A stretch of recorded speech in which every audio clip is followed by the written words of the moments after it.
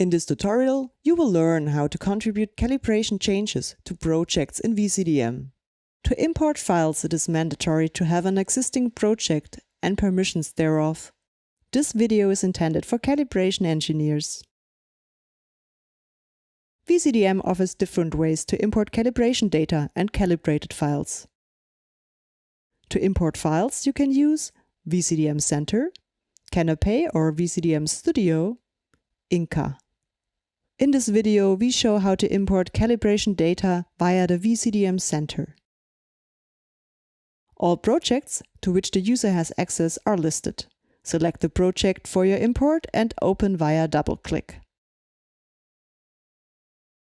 To start the wizard, click Import Calibration Files. Select the files to import.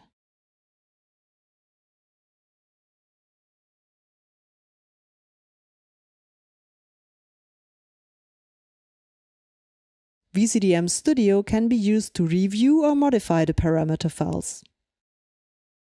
Assign the files to the existing datasets. Filters can be used to reduce the list of datasets. The pending changes in the dataset can be reviewed. The dialog will only be displayed if the option is enabled. You can open vCDM Studio to edit the values.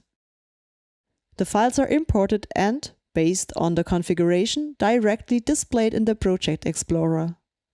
vCDM can be configured to approve the changes immediately. There's a separate tutorial video to show how approval works. vCDM secures data quality. All imported data are checked based on their validation framework. Via the option Required Data Quality, you can define if warnings or errors are allowed. Please refer to the tutorial video Approve and Merge.